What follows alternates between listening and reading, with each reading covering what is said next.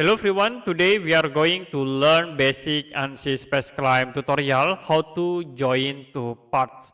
If you want to join two parts, you can go to assembly and then you can click file icons in the part option and choose your part.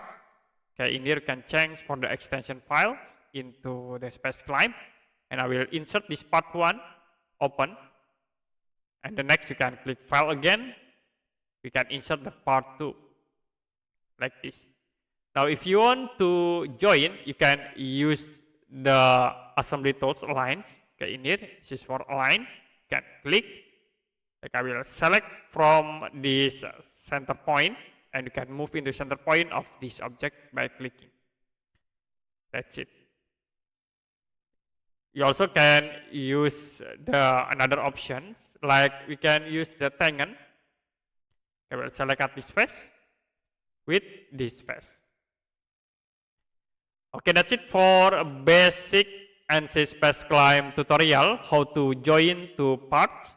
If you have any question about tutorial, you can comment below this video.